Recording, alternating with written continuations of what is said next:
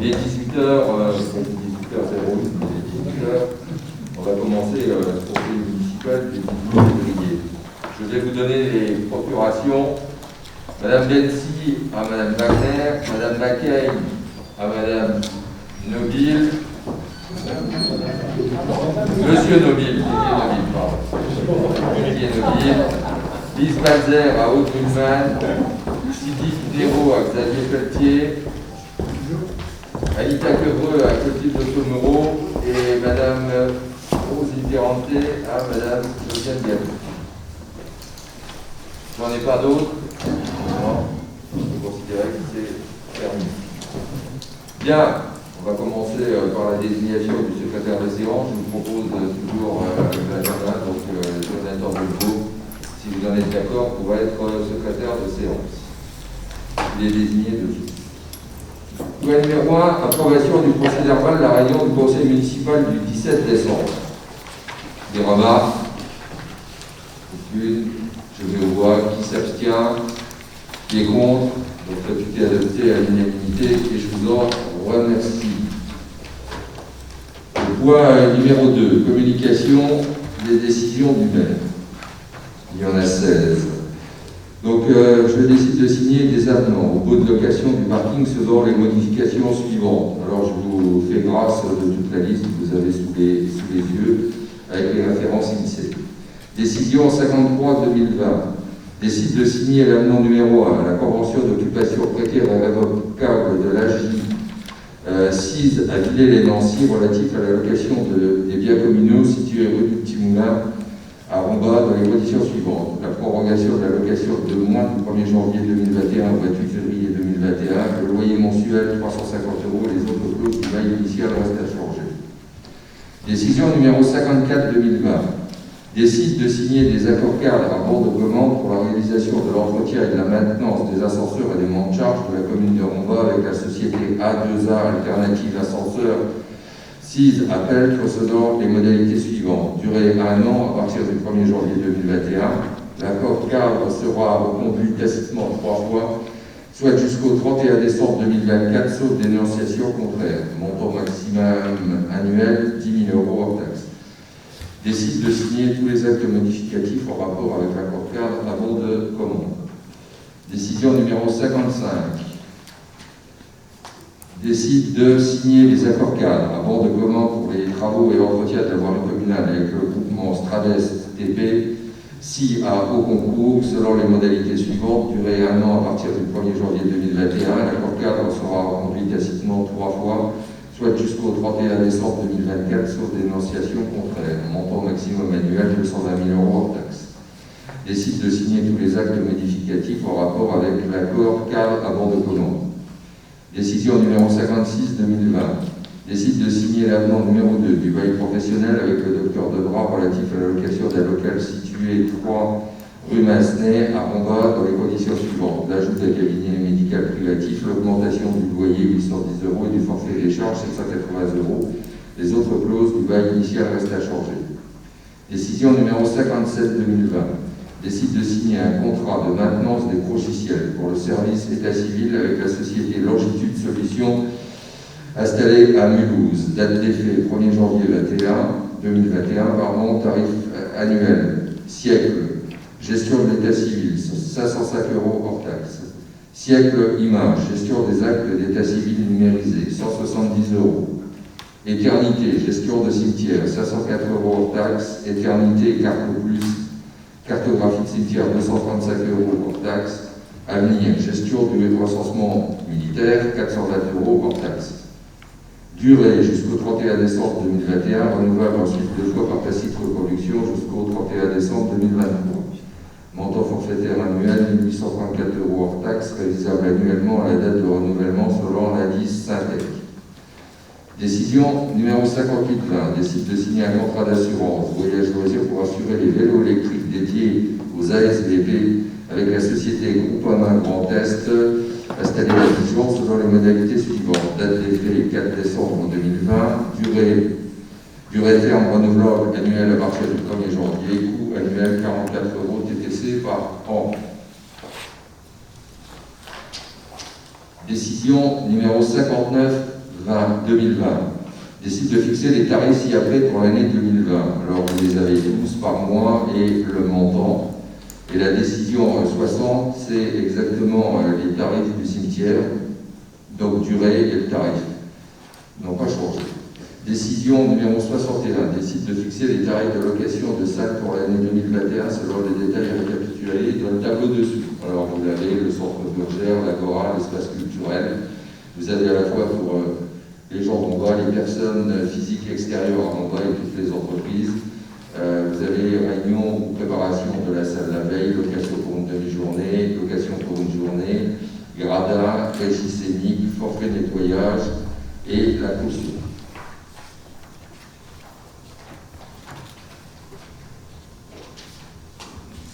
Décision 62, décide de signer une police d'abonnement avec la régie municipale d'exploitation du réseau de chaleur de Romba dans les conditions suivantes. Objet, fourniture en chaleur pour les bâtiments communaux, lieu, groupe, mairie, centre Jean Burgère, école primaire de la ville haute, ancien tribunal, ateliers municipaux, école maternelle Chanteclair, école primaire de la ville basse, Agora, maison de lien social, gymnase Lyoté, groupe scolaire de Villers, COSEC, gymnase spécialisé, gymnase C, maison de l'enfance et école maternelle de la ville haute. Date à la mise en service des postes de livraison. Tarif indexé en 3 parties sur la base de alors R1, nombre de mégawatts consommés par l'abonné à 32 € hors taxe par mégawatt, R2 à 42 € hors taxe ou 27,30 hors taxe par kilowatt par an selon la puissance souscrite, et R3 à 58 € hors taxe ou 37,70 € hors taxe par kilowatt selon la puissance souscrite. Durée 20 ans résiliable possible avec paiement d'une indemnité compensatrice de la part non amortie des ouvrages réalisés. Décision numéro 1 2021. Décide de signer une convention de mission d'assistance et de conseil avec la société civile professionnelle Biobloom et Guizot selon les informations suivantes. Date d'effet du 1er janvier au 31 décembre 2021. Convention renouvelable par tacite reconduction de la limite de 3 années, soit jusqu'au 31 décembre 2023, sauf dénonciation à la date anniversaire.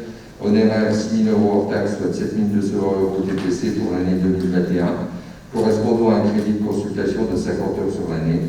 Honoraire pour une mission contentieuse, soit 90 € hors taxe, soit 228 € TTC pour toute la durée de la convention. Décision numéro 2 2021. Décide de reconduire un accord cadre avant de commande relatif à l'achat de fournitures de bureaux pour les services municipaux de la ville de Romba avec la société Isler Even, 6 à Metz, selon les modalités suivantes. Durée 1 an à partir du 1er janvier 2021. L'accord cadre sera reconduit tacitement 2 fois, soit jusqu'au 31 décembre 2023, sauf dénonciation contraire. Montant maximum annuel des commandes, 15 000 € hors taxe. Le maire décide de signer tous les actes modificatifs en rapport avec l'accord cadre. Décision numéro 3. Décide de signer un contrat de sécurité télésurveillance concernant la mise en place d'une alarme à l'Agora avec la société Vérissure, 6 à Antony, selon les modalités suivantes. Date d'effet 12 janvier 2021, durée initiale de 12 mois renouvelable pour la même période, sauf dénonciation contraire, montant de l'abonnement mensuel 30,47 € TTC. 80 € 47 centimes TTC. Décision numéro 4 2021, le maire décide d'accepter les indemnités de sinistre concernant objet du sinistre, dégâts des eaux, lieu du sinistre, espace culturel à Romba, date du sinistre 30 juin 2020, montant du remboursement 705 € 35 centimes, indemnité versée par le groupe AMA qui est l'assurance de la commune. Décision numéro 5 2021. Le maire décide de signer les accords cadres avant de commande pour la réalisation du bulletin d'information. Le MAC, lot numéro 1, mise en page de conception du bulletin d'information municipale, le MAC, société Créa 6 à Romba. Lot numéro 2, la pression, façonnage et livraison du bulletin d'information municipale, société Estat Primerie 6 à Moulins-les-Metz. Durée de chaque accord cadre 1 an à partir du 28 janvier 2021. L'accord cadre sera reconduit tacitement 3 fois jusqu'au 27 janvier 2024, sauf décision contraire. Montant maximum annuel, lot numéro 1, 15 000 € hors taxe, lot numéro 2, 15 000 € hors taxe. Le maire décide de signer tous les actes modificatifs en rapport avec ces accords cadres. Voilà, on a passé en revue toutes les décisions jusqu'à ce point. On va passer au point numéro 3, qui est celui des finances. C'est donc le débat d'orientation budgétaire 2021, ce qu'on appelle le DOB, qui précède le budget qui sera voté de la foulée, je veux dire, bientôt, pour l'année 2021. Vous avez tous reçu ce document de 25 pages qui détaille donc à la fois les données, on va dire, mondiales, les données nationales, et puis ce qui concerne la commune de Rombon. Alors on ne va pas faire très long sur le niveau national, puisqu'on est en période, et vous le savez mieux que moi, de Covid-19, avec toutes les incertitudes. L'année dernière, on a eu une récession de 8,3% en France. La croissance annoncée cette année est de 5,8%, si les prévisions sont exactes, malgré ce premier semestre qui sera fortement perturbé, avec une montée possible du chômage jusqu'à 11% pour revenir en 2022 si tout va bien à 9%. J'essaie d'être assez synthétique. Et donc une inflation qui est estimée à 0,5, 0,6 cette année, et presque l'idem l'année prochaine. Donc voilà les grandes données, mais elles reposent effectivement sur une situation prévisible d'économie. Or, rien n'est prévisible à l'heure actuelle avec la pandémie. On est dépendant à la fois des vaccins et des variants qui ne sont plus, j'allais dire, que des variants. C'est une marée de variants, paraît-il, qui arrive sur certains départements. Et donc, on en découvre tous les jours, y compris les derniers des Californiens, voire des Mosellans, paraît-il, aux dernières nouvelles. Donc, on est dans une situation très imprévisible, très instable. Et donc, les données économiques pour l'année 2021 sont à prendre avec précaution et aléatoire, très aléatoire. Ça, c'est le premier point. Le deuxième point, les innovations qui concernent les finances des collectivités locales. À partir de cette année, 80% de la taxe d'habitation, l'État la prend à sa charge. Ça veut dire que 80% des contribuables sont exonérés au niveau de la taxe d'habitation. Il reste les 20%. Ce qui a été dit, c'est que les 20% seraient ou disparaîtraient d'ici 2023, donc à partir de 2020, 2021, 2022, 2023. Actuellement, comme moi, vous entendez, est-ce qu'il faut la faire disparaître? Est-ce qu'il faut qu'elle ne soit plus payée? Je vous rappelle à peu près les montants. Les 80%, l'État a pris à sa charge à peu près 10 milliards d'euros. Et pour les 20% restants, c'est à peu près 8 milliards pour les 3 ans. Donc vous voyez, même si on parle de 100 millions de plans de relance, on est quand même sur des chiffres qui sont assez percutants et assez hauts. Donc sur la taxe d'habitation, on est quand même dans une expectative. On ne sait pas trop ce qui va arriver et est-ce que la disparition en 2023 est confirmée. Donc ça mérite effectivement, ou ça méritera quelques éclaircissements, mais a priori elle devrait disparaître. Et peut-être qu'il y a une date en avril ou mai 2022 qui est importante et qui fera en sorte que cette promesse soit tenue. Après, il y a la deuxième innovation cette année, c'est que le foncier bâti qui était dévolu au département passe aux communes. Et les départements reçoivent 0,3 ou 0,4% de la TVA, le chiffre sera entre les deux, pour compenser leur perte. Ce qui signifie que le département de la Moselle, qui a un budget d'1 milliard d'euros, n'aura plus de ressources propres et ne pourra plus donc varier ses taux sur le foncier bâti. Je vous rappelle, taxe d'habitation, c'était les locataires, foncier bâti, c'est les propriétaires. Et donc, à partir de là, cette taxe est transférée de par la loi de finances 2020 aux communes. Et avec un paramètre important, en 2021, on ne peut pas toucher au taux du foncier bâti. Donc il restera sur ce qu'il est au niveau de la commune et du département. Donc il n'y a pas de possibilité de déroger à cette règle qui a été fixée par le Parlement. Au niveau de la taxe d'habitation, je vous rappelle que la base de la compensation a été prise sur 2017. Ce qui signifie qu'on est en 2021, 5 ans après, tout ce qui concerne le gaz, l'électricité, les denrées alimentaires, etc., qui sont impactés par l'inflation depuis 2017, ça ne compense pas la base de 2017 puisqu'elle est fixe. Donc l'évolution au niveau de l'électricité, du gaz et des denrées alimentaires et d'autres produits n'est pas prise en compte. Donc on a une situation qui est figée sur 2017. Et puis une autre innovation que le Parlement a pris à son compte, vous savez qu'il y avait des communes qui avaient des taxes sur l'électricité et d'autres pas. On a été de la situation où il n'y en avait pas. Et on n'a plus le choix, la loi de finances 2021 fait qu'il y aura une taxe sur l'électricité pour les consommateurs. Elle est estimée, grosso modo, d'après ce qui est dit, il y a des estimations à 55 € par an, c'est ce qui est dans les prévisions. Et donc, elle se fera en 3 étapes pour arriver à une harmonisation d'ici 2021, 22, 23.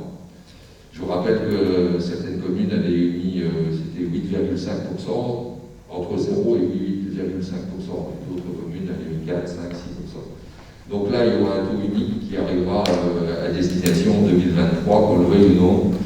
Alors, pour combat, on va essayer d'estimer sur des prévisions que nous a donné la Régie municipale d'électricité, ça devrait faire à peu près 40 000 € supplémentaires. Vous voyez, c'est effectivement des sommes qui existent, mais qui ne sont pas à la dimension du problème qui va nous être posé avec cette période post-Covid et de relance de l'économie et du financement des collectivités locales. Voilà, donc c'est les deux principales innovations qu'il y a dans le budget. Et pour la lutte en bas, vous avez eu tous les paramètres qui vous ont été dit, à la fois sur le budget de fonctionnement, sur le budget d'investissement, sur le personnel et sur la dette. Et donc sur la dette, on est effectivement au taux de remboursement de 3 années 42, c'est-à-dire 3 années à trimestre.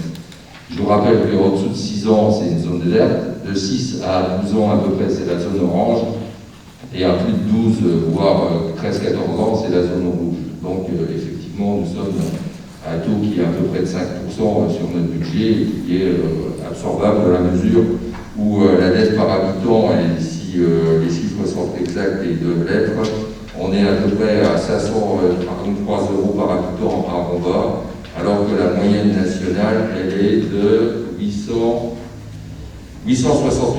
Et à Romba, exactement, de 533 € et 62 centimes. Donc à comparer à la moyenne nationale de 860 €. Donc on a les moyens de nos ambitions et les ambitions de nos moyens. Cette année, on investira aussi avec la société Omega sur le réseau de chaleur. Je vous rappelle qu'il s'agit de décarboner un peu l'atmosphère ou l'air, et ça doit nous permettre effectivement d'économiser 2800 tonnes de CO2 lorsque le réseau de chaleur entrera en vigueur. Et il est sur 23 bâtiments, alors à la fois municipaux et des collectifs de l'EJS et de Mosellis, et je les en remercie d'avoir participé à cet effort au niveau du développement durable, et ce qui nous permettra à terme de ne plus faire des investissements dans les chaudières et dans la maintenance, et ça fera effectivement partie des budgets qui seront à prendre en considération dans les années qui viennent. Et cette opération est estimée à 6,7 millions d'euros, dont 2 millions de subventions de l'ADEME, et le reste avec Omega, donc la mutualisation des sociétés de la Régie municipale d'électricité d'Amnéville, qui a l'expérience de ce réseau de chaleur plus de Romba, et qui est à mon point sur 20 ans à hauteur du développement durable. Et le deuxième investissement qui partira au mois de juin, c'est effectivement la construction du multi-accueil à Romba derrière Villers, qui est estimé à 2,5 millions, 2,5 millions €, et on prendra bien sûr en charge les abords et les places de parking qui seront attenantes à ce multi-accueil. Et puis il y aura plus d'1 million d'investissements, dont par exemple la toiture de l'espace culturel qui a été faite, qui a été refait, l'espace culturel en 2020. Donc au bout de 21 ans, il y a effectivement à prendre en compte la maintenance de certains bâtiments publics. Et il y aura aussi peut-être, si on arrive à cadrer tout ça, le nouvel éclairage sur la place de l'hôtel de ville, puisque les lampadaires ont souffert depuis 1993, donc près de 30 ans, et effectivement ils ont été parfois un peu bousculés lors du marché par des véhicules du marché. Donc on est en train de regarder toutes ces opérations, et bien sûr il y aura la poursuite de l'agenda d'accessibilité, normalement encore dernière année en 2021. Et puis il y aura la mise en place d'autres opérations dans les écoles et de voirie, bien sûr, pour boucler et faire en sorte que les rues de Romba, après la réalisation du réseau de Scholler, soit effectivement tout à fait correcte. Il s'agit de remettre du macadam sur tous les tapis. Et on est en discussion avec le CIECO qui fera aussi des travaux, parce qu'il n'est pas question de refaire le tapis et après que le CIECO ou une autre administration passe, pour remettre en état globalement la largeur de la voie. Plus les efforts dans les écoles qui seront poursuivis, et donc renouvellement des tableaux blancs interactifs, ça date de 2014-2015 et il faut les renouveler. Et il faut peut-être même les changer, puisque l'obsolescence va très très vite sur ce type d'appareil. En 6 ans à peu près, on est obligé de refaire ou de remettre en place des tableaux blancs interactifs tellement ils sont utilisés. Voilà, je crois que j'ai tout dit, j'ai tout résumé. Et on ne maîtrise pas les contraintes effectivement liées à la période ou à l'épisode Covid-19. Et donc on est tributaire à la fois des nouvelles nationales, des nouvelles européennes, bien sûr, au niveau économique, des nouvelles nationales, et puis peut-être de faire en sorte qu'on puisse retravailler tout à fait normalement.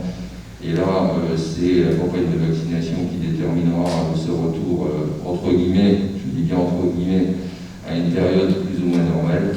Et là, on ne maîtrise pas ni la fabrication des vaccins, ni, j'allais dire, la durée d'apportation des vaccins. Donc voilà, j'ai résumé, j'ai essayé d'être assez synthétique. Et puis maintenant, comme c'est à DOB, je vais vous demander si vous avez des commentaires ou des remarques à faire sur ce DOB 2021. Bien, qui demande la parole? Qui demande la parole? Un micro pour M. Bénari.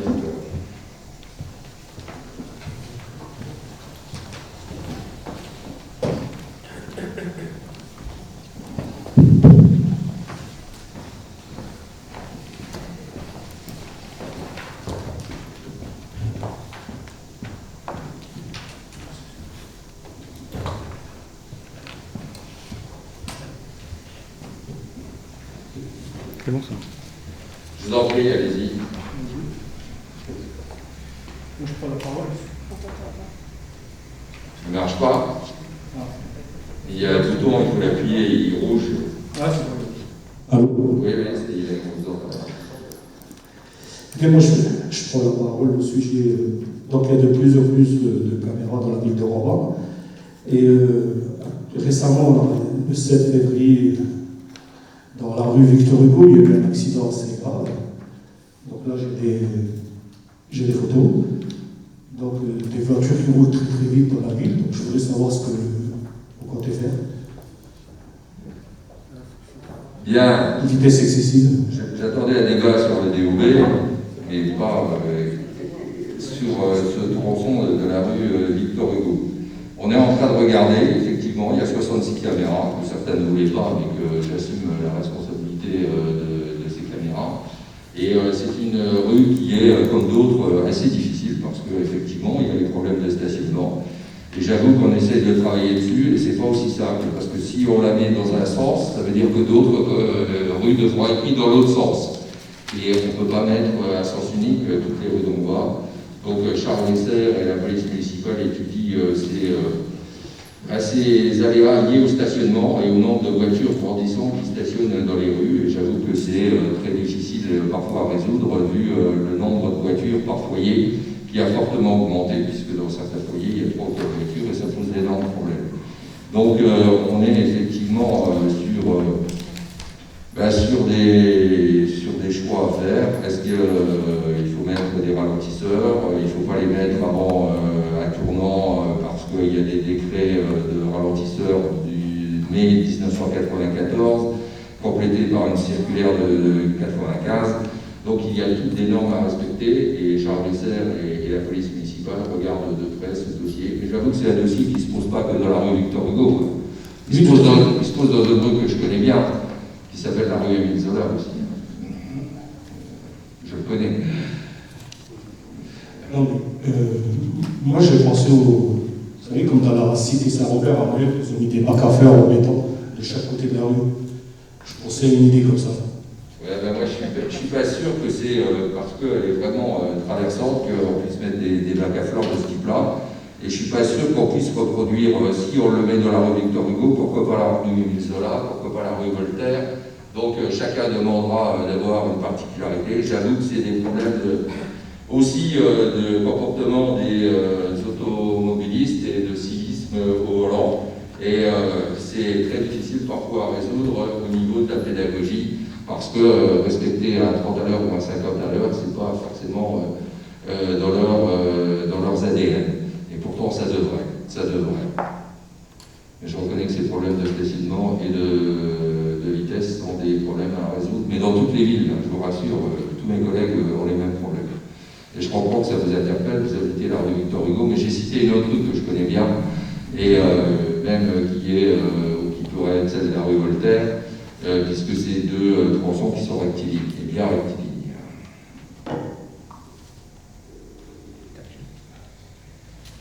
Il y a d'autres interventions sur le DEB? Donc moi je voulais intervenir sur le DEB, mais je voulais résumer au budget du CCAS. Et comme chaque année j'attire votre attention, donc soit le CCAS il déborde de ses missions, et donc il distribue de l'argent dans des missions qui ne sont pas les siennes, soit les Rombasiens sont socialement de plus en plus en difficulté, voire à la porte de la précarité. Donc on constate à travers le DOB qu'ils sont toujours en grande difficulté, et pour donner deux chiffres, 190 000 € en 2012 et 8 ans après 330 000 €. Donc ça résume une politique sociale qui n'est pas adaptée à la ville, même si on met un réseau de chaleur, même si on multiplie les caméras, même si on distribue comme ça dans des travaux à tout va des sommes d'argent conséquentes. Je veux dire, les Rombasiens, eux, ils ne voient pas le bout du tunnel. Vous avez investi dans la régie d'électricité, demain dans le réseau de chaleur, mais est-ce que les factures des Rombasiens vont diminuer pour autant? Aujourd'hui, comme je l'avais proposé au dernier conseil municipal, il n'y a pas d'audit. Vous n'allez pas voir les Rombasiens pour savoir s'ils sont satisfaits de la politique qui est menée. Et le DOB, je suis désolé, il ne va pas répondre à la problématique de la ville de demain. Voilà à quoi je résume ce DOB. Une politique sociale, je suis désolé, mais qui n'est pas adaptée. Merci. Bien, je vous remercie de cette réflexion parce qu'elle va me permettre de rebondir. Est-ce que la ville de Roubaix est responsable de la situation économique du pays? Est-ce que nous sommes responsables de ce qui se passe au niveau du chômage? Moi, je crois qu'il y a un gouvernement. Pour l'instant, j'essaye d'être très modéré, mais je me dis que peut-être il s'est trompé de cible. Il ne fait pas ce qu'il doit faire. Je veux dire, à des niveaux qui, effectivement, sont très difficiles. Il a supprimé des APL. C'est pas la ville de Roubaix. La suppression des APL, c'est 2018, c'est un gouvernement qui était celui de M. Édouard Philippe et qui est présidé par M. le Président de la République. Et les APL, les gens savent ce que c'est. Et si j'ai bien compris, il y a une nouvelle réforme des APL qui est en train de se passer à partir de cette année, et ça va être encore plus problématique. Alors moi, je veux bien assumer ma part de responsabilité au niveau des fiches de paye, au niveau des APL, mais c'est pas de ma responsabilité, donc il faut être très clair là-dessus. Chacun doit se regarder dans la glace, et j'espère que vous faites les mêmes remarques au gouvernement de la République. Pour les factures d'électricité, je vous remercie aussi, mais jusqu'à présent, on n'a pas mis de taxe sur l'électricité. Qui l'a mis? Qui l'a mise dans la loi de finances rectificative de 2020? C'est un gouvernement qui était présidé par Édouard Philippe, et à la tête, il y a le président de la République.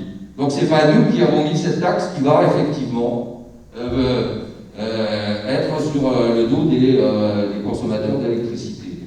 Et je vous remercie de signaler qu'on est passé de 130 à 330, pardon, de 190 à 330 000 € en 8 ans. C'est parce qu'on a vu que cette situation était difficile. Et on a vu qu'il fallait soutenir les Rombasiens et Rombasiennes. Et ceux qui sont au CCAS, ils voient les bons qui sont donnés pour secourir ceux qui sont un peu en difficulté, et même beaucoup en difficulté, les plus démunis. Il y a un bon sans conséquent, et Véronica Wagner pourra le dire, à ce niveau-là, et on a heureusement imputé ces 330 000 € pour essayer d'atténuer ces gens qui sont en détresse. Mais je suis désolé, la situation nationale, elle ne dépend pas de nous, de la ville de Roubaix. Elle dépend d'un gouvernement qui a fait des choix, je vous les ai donnés, les APL, je vous ai donné effectivement la taxe d'électricité, et une fois que vous mettez ça bout à bout, il y a des questions à se poser. Et il y a des questions à se poser sur d'avoir diminué les impôts pour certains, et puis d'avoir fait une politique qui permet de faire en sorte que beaucoup de 54 ou 55% des Français ne payent pas d'impôts sur leurs revenus. C'est des questions qui se posent, qui pourraient être distribuées autrement. Et on aura des problèmes à résoudre dans les 2 ou 3 années qui viennent, parce que le retour économique sur le plan de relance, moi j'attends de voir. J'attends de voir si effectivement ça va percuter au niveau des familles et de leur budget. Je suis très sceptique sur cette possibilité. Et je pense qu'on va avoir des traumatismes psychologiques de retour au travail, et y compris des boîtes qui vont fermer là maintenant. C'est là maintenant que ça joue. C'est maintenant, le premier semestre, et voire l'automne 2021. Et on va voir si la politique qui est mise en place au niveau du soutien à l'économie va faire en sorte que ça puisse repartir. Parce que tout dépend de la confiance. Or, les Français ont beaucoup économisé. Ils ont économisé 200 milliards d'euros qui devraient être remis dans l'économie. Attendons de voir le résultat. Attendons de voir le résultat. Donc moi, je veux bien être tributaire de toutes les turpitudes, mais il faut remettre l'église au milieu du village, comme on dit, et que chacun assume ses responsabilités. Et il fut un temps où je les ai assumés quand les gouvernements étaient effectivement orientés dans une tendance qui était plus ou moins celle que je défendais. Alors je remets l'église au milieu du village parce que si j'ai assumé ma responsabilité, je veux que tout le monde assume ses responsabilités. Oui, Didier.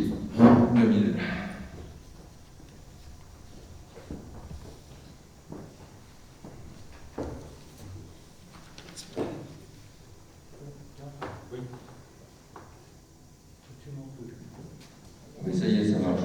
Oui. Merci de me donner la parole. Je voulais dire que je trouve totalement ubuesque la remarque de M. Villa. Nous reprocher d'en faire trop au niveau social. Moi, ça dépasse mon entendement. On a une situation qui est une situation macroéconomique, comme l'a si bien dit notre maire.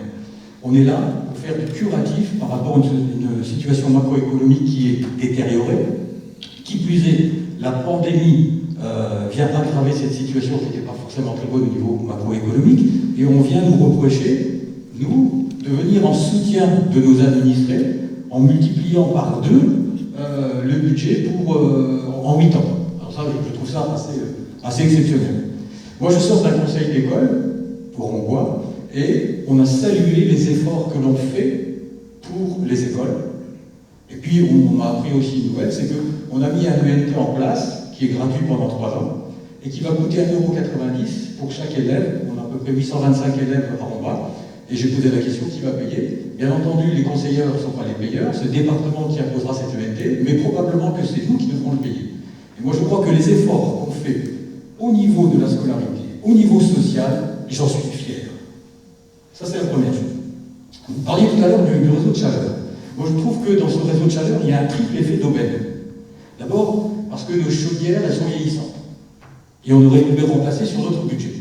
Or, il se trouve qu'on fait un réseau de chaleur, et ce réseau de chaleur, il est financé par qui? Eh bien, pas par nous. Donc, il ne va pas entamer nos finances. Ça, c'est une chose qu'il fallait dire. Deuxièmement, ce réseau de chaleur, il va crever certaines rues, elles vont être défoncées, comme on dit, et là encore, un effet d'aubaine, puisque le CIEGO, et puis la régie de chaleur, va financer ces travaux. Moi, je trouve ça assez exceptionnel, et en termes de gestion, je qualifierais cela de gestion au report de famille. Et puis, il y a quand même un troisième effet d'aubaine, qui est quand même de décarboner notre environnement, et ça me paraît tout à fait essentiel. Alors, quand moi je regarde ce débat d'orientation budgétaire, quand je vois les aspects développement durable, quand je vois les aspects scolaires et éducation, on met le paquet dessus. Ça fait du bien de sortir d'un conseil d'école où on vous tresse des lauriers et qu'on ne vous insulte pas, je vous garantis. les efforts qu'on fait au niveau du personnel aussi, hein, il y a tout un volet sur le personnel. Je crois qu'on n'a pas, enfin non, je ne crois pas, j'en suis persuadé, on n'a pas à rougir de notre politique à destination de notre personnel. Donc voilà, c'était un petit peu mes réflexions comme ça à la volée. Et puis, je réaffirme que je suis fier d'être dans une équipe qui soutient au niveau social sa population. Oui. Si vous êtes fier d'entretenir la misère, tant mieux pour vous. Oui, mais c'est pas En tout cas, sachez que le CFO et que la régie d'électricité, c'est les Ronvasiens qui payent. Et ils payent toujours plus d'année en année. Non, le CFO, c'est tout le monde qui paye. C'est 35 communes. Dont les Ronvasiens. Dans les Ronvasiens, les 35 communes. Et donc, si vous parlez des titulaires, donc 4 agents de catégorie A, 8 agents de catégorie B et 53 agents de catégorie C. Parce que c'est la nomenclature des collectivités locales. C'est la nomenclature des collectivités locales. Dans l'État, il y a plus de catégories A et B que C. Oui, je suis d'accord, mais la proportion, elle est quand même... Non, elle est à peu si, près la elle même. interpelle Ah, bah, elle vous interpelle, mais elle n'est pas forcément hors du cadre des collectivités territoriales. Il y a beaucoup plus d'agents de catégorie C, parce qu'on demande effectivement des travaux sur la voirie, dans les ateliers, dans les espaces verts, et on n'est pas à Bercy ou au ministère de l'Intérieur dans les hautes sphères. On est sur le terrain. C'est la voir vie des gens quotidienne. qui sont catégorisés, qui occupent largement des missions de catégorie B, on en retrouve aussi. Ou Non. des gens À en Romba et des gens je vous dis qu'à Romba, non. Pas à Romba. C'est catégorie C, c'est catégorie C, catégorie Je ne peux B. pas les nommer ici parce qu'on... Ben, nommez-les, allez-y. Non. Et ben alors, n'affirmez pas des choses que vous ne pouvez pas énumérer. J'irai voir le secrétaire général de la mairie. Vous n'avez pas encore le secrétaire général sur ce point-là. Comme ça, on parlera des mêmes personnes. Si par hasard, il a un doute sur le fait que les catégories C occupent des postes de catégorie B. Ben alors là, je voudrais bien voir ça. Et donc, moi, je suis contre l'entretien de la misère. Voilà, c'est tout. C'est un débat d'orientation. Mais ça ne veut rien dire contre le... Allez voir le gouvernement. Qu'est-ce que vous avez L'année à toucher? prochaine, on passe d'un budget CCAS de 330 000 à 500 000, on doit se bosser, on doit être content. On ne dit pas, il y a un problème, comment on peut le résoudre ensemble? Parce que les leviers, ils existent pour résoudre le chômage, pour résoudre la sécurité. Mais allez voir le gouvernement. Allez leur proposer des mesures. Je vous parle d'une politique de proximité. Essayez de Donc le joindre, gouvernement n'a rien quand à vous voir. essayez de joindre la régie d'électricité parce que vous avez des problèmes de fin de mois, eh ben c'est très compliqué. Moi-même, je n'ai jamais réussi à contacter le directeur de la régie d'électricité pour le sensibiliser à certaines situations. Alors qu'il y a moins d'un an, il répondait encore au téléphone. Donc c'est bien de grossir. Ce qui est moins bien, c'est de s'éloigner de sa population. Eh bien, et des usagers. quand vous le voyez, parce que je sais que des fois vous avez des relations avec lui, vous lui ferez part de ses remarques, qu'il est injoignable. Cette année, pas l'année dernière. Apparemment, l'année dernière, vous pouviez le joindre. Oui, mais avec, comme vous avez dit, le Covid a Ah, accéléré. donc c'est pas de notre faute, c'est la faute du Covid. Oui, mais quand ça touche les commerçants qui ont besoin de travailler, c'est plus grave. Mais les commerçants, c'est pas nous. Il y a des fonds de soutien de la région Grand Est. On fait de la politique, on est là pour agir et faire en sorte que les commerçants et artisans s'en sortent mieux.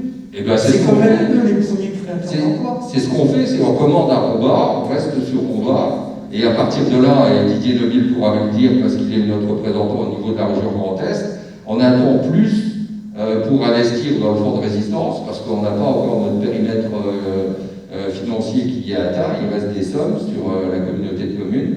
Et deux, c'est aussi à eux et à leurs comptables de monter des dossiers pour demander la gratuité des loyers. C'est à eux et à leurs comptables. J'ai bien dit leurs comptables. Ils sont payés pour ça. Et la région Grand Est prend une grosse partie des loyers qui sont au niveau des commerçants. Mais il faut faire le dossier. Et le comptable est là pour faire le dossier.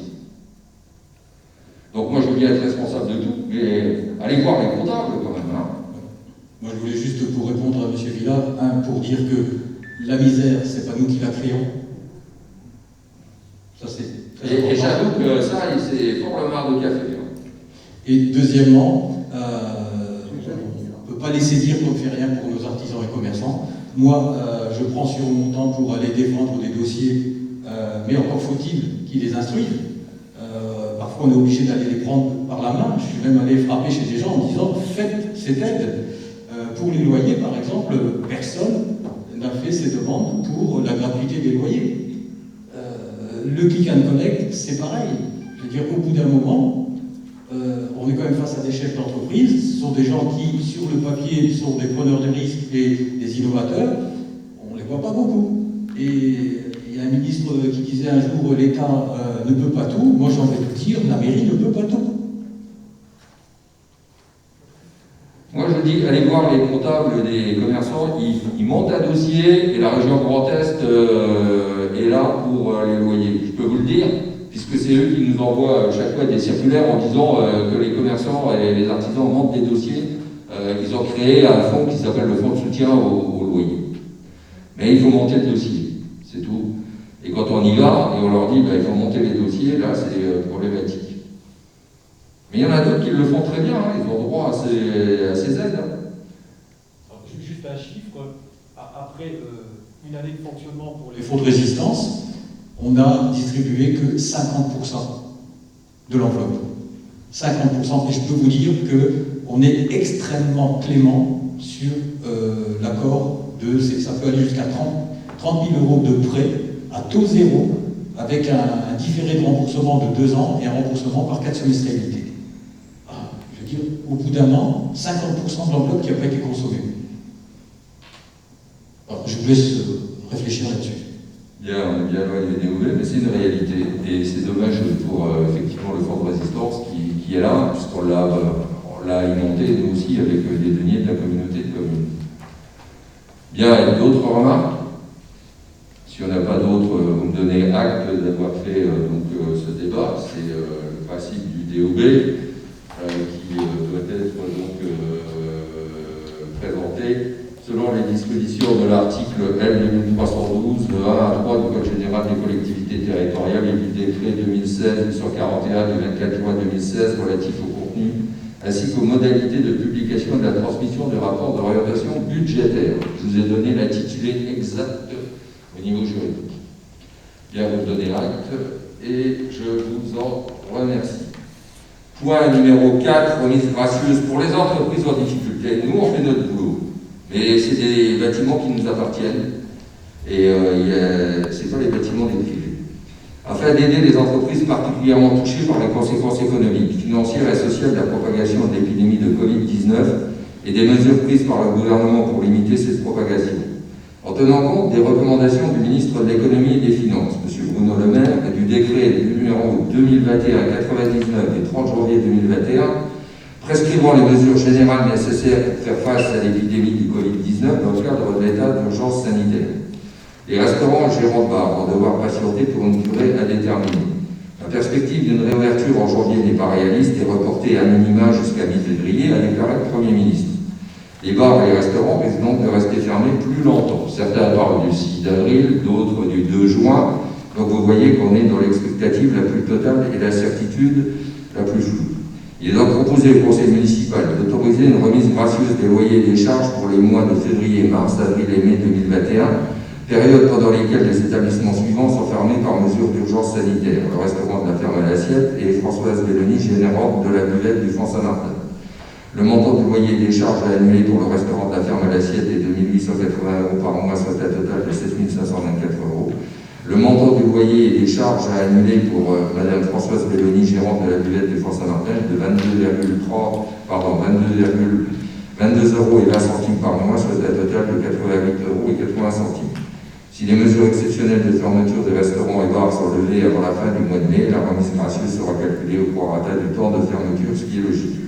Cette décision sera constatée budgétairement en tant que charge. Les crédits sont prévus au budget primitif de l'exercice 2021. Donc nous, on fait notre boulot. Maintenant que les privés fassent leur boulot. Que chacun fasse son boulot. Bien, qui est contre cette mesure, qui s'abstient, donc réputée adoptée à l'unanimité, et je vous en remercie.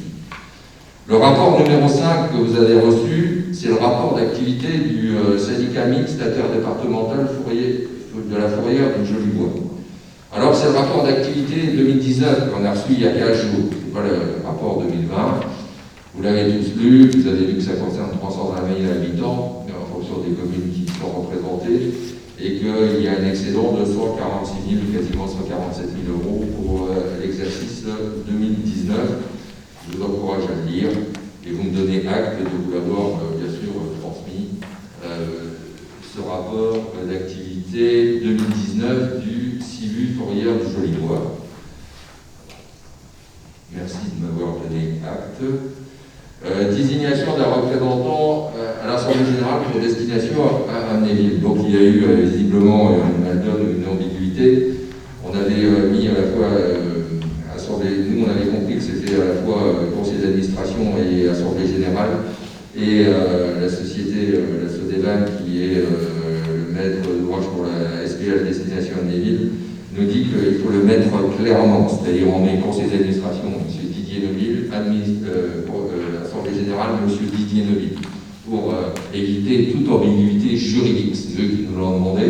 Donc aujourd'hui, on désigne le membre représentant le conseil municipal, le conseil d'administration et à l'Assemblée Générale de la SPL destination Amnéville, qui est M. Didier Neuville. Donc on complète pour éviter toute ambiguïté juridique qui nous a été demandée par les services juridiques de destination Amnéville sous couvert de la Sodevan.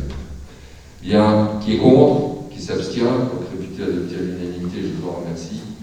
Et participation au CCAS de Marange-Chilvanche pour le service de portage des repas à domicile. Le service de portage de repas à domicile du CCAS de Marange-Chilvanche est sollicité depuis de nombreuses années par les personnes âgées ou à mobilité réduite. C'est ainsi que pour l'année 2019, sur 22 850 repas, 18 752 repas ont été portés au domicile des administrés des autres communes, dont 6 861 repas à Rambin.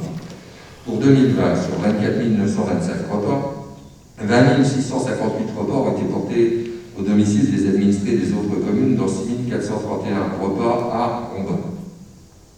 Le portage de repas est très souvent un moyen de maintien à domicile et un contact journalier permettant de rompre le raisonnement, la qualité des repas, ce contrôle permanent, leur offre une alimentation variée et équilibrée. À l'instar des années précédentes, le CCAS de la ville de Marange sollicite une participation financière sur la base de 0,35 € par repas, soit 2 401,35 € à la charge de la commune pour 2019 et soit 2 250,85 € à la charge de la commune pour 2020. Il est proposé au conseil municipal d'autoriser le versement d'une participation de 0,35 € par repas, soit 4 652,20 €, total de 2019 et 2020, pour les 13 292 repas portés aux administrés rondardiens. Donc il y a à la fois le transport et une participation au repas, pour les gens qui se font livrer à domicile. Pourquoi 2019 ? Parce que le CCAS de Marange dit qu'il nous a envoyé la facture et nous, on l'a pas reçu. Donc on aligne le tout sur 2 ans, comme ça on est sûr que maintenant on aura tout payé pour 2019 et 2020. 2021, on verra en fonction des événements liés à la pandémie. Qui est contre, qui s'abstient, donc réputé adopté à l'unanimité. Bien, je vous remercie pour ce déroulé qui vient de se dérouler. Et puis, dans la foulée, je pense que même jeudi prochain, on va essayer de faire le conseil municipal pour terminer ce budget 2021 avant la fin du mois de février. Je pense que c'est quasiment fait, c'est possible. On verra demain matin. Ok. Bien, je vous remercie de votre présence. Il y a d'autres à rajouter. Je peux conclure à 18h51. Pardon, on mettra à 55. Pas d'autres remarques. Bien, je vous remercie d'être venu et je vous souhaite une belle rentrée. N'oubliez pas qu'il y a couvre-feu et donc il est important que vous eussiez une attestation, donc elle est là. Si vous en avez besoin, je vous la délivre. Merci.